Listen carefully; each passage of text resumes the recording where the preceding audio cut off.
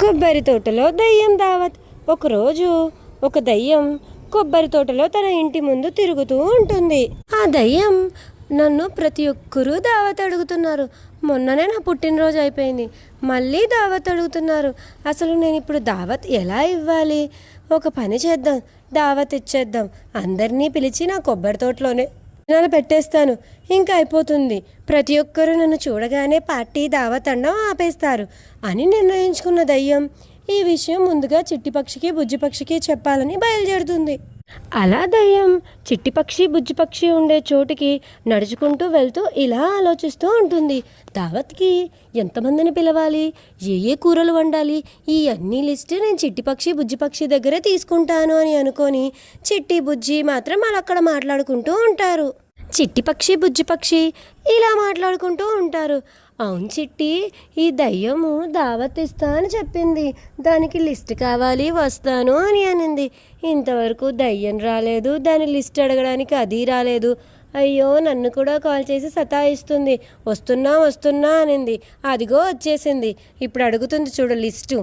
అలా దయ్యం చిట్టిపక్షి దగ్గరికి బుజ్జిపక్షి దగ్గరికి వచ్చి ముందుగా ఆ రోజు సాయంత్రం జరిగే దావత్ గురించి చెప్తుంది.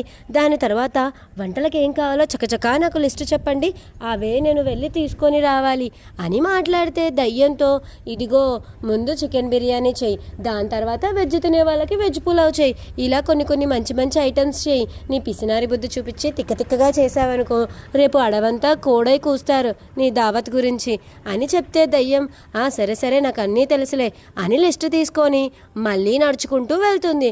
ఎందుకంటే ఆ లిస్టులో ఉన్న ఐటమ్స్ అన్నీ తీసుకొని రావాలి కాబట్టి. అలా దయ్యం ఆ లిస్టులో ఉన్న ఐటమ్స్ అన్నీ తీసుకొచ్చి అడవిలో తన ఇంటి ముందు కొబ్బరి తోటలో వంటలు చేయడం ప్రారంభిస్తుంది. దయ్యం ఎంత గుమగుమలాడే వంటలు చేస్తూ ఉంటుందంటే అడవంతా గుమగుమలు వ్యాపిస్తూ ఉంటాయి. ఆహా, ఈ వాసనలేంటి, ఈ అద్భుతమైన వాసనలేంటి అని అక్కడ ఉన్న వాళ్ళంతా అనుకుంటూ ఉంటారు. దాంతో చిట్టి అసలు ఈ దయ్యం వంటలేంటో చూద్దామని దయ్యం దగ్గరికి వస్తుంది. చిట్టిపక్షి దయ్యం దగ్గరకు వచ్చి నీ వంటల గుమగుమలు అడవంతా వ్యాపిస్తున్నాయి, అందరూ రాత్రి నీ దావత్ గురించే మాట్లాడుకుంటున్నారు. నీకు తెలుసా, అక్కడ మిగతా వాళ్ళంతా తెగ ముస్తాబైపోతున్నారు, వీడియోలు తీసుకోవచ్చు, ఫోటోలు దిగొచ్చు అని. అవునా, వంటలు మాత్రం అదిరిపోయాయి అని అనుకుంటూనే రాత్రైపోతుంది. దాంతో నువ్వు అందరినీ పిలిచావు కదంటే అందరినీ పిలిచాను అని అందరూ ఆ దావత్కి వస్తారు. దయ్యం నెమలిని, చిట్టికోడిని, చిట్టిపక్షిని, బుజ్జిపక్షిని అందరినీ ఆహ్వానిస్తుంది. రాగానే ఆ గుమగుమలు, ఆ టేబుల్ మీద పెట్టిన వంటకాలు అవన్నీ చూసి నెమలి, కోడి అయితే ఆగలేకపోతూ ఉంటారు. ఆహా, నీ గుమగుమల దెబ్బకి ఎప్పుడెప్పుడు వచ్చి వంటలు తిందామా అని అంటుంది కోడిపిల్ల. దాంతో దయ్యం సంతోషించి నేను దావతిస్తే ఈ మాత్రం ఉండాలి, అందరూ ఎగబడి తినాల్సిందే నా వంటల్ని అని దయ్యం అంటుంది.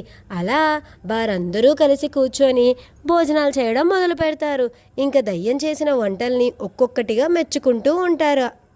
ఇది అద్భుతంగా ఉంది, ఇది అమోఘంగా ఉంది అని. చిట్టిపక్షి బుజ్జిపక్షి మాత్రం అసలు ఈ దయ్యం ఇంత అందమైన వంటలు, ఇంత రుచికరమైన వంటలు ఎలా చేసిందబ్బా అని తల పట్టుకొని ఉంటారు. దయ్యం మాత్రం అన్ని యూట్యూబ్లో చూసి చేసి ఉంటుంది.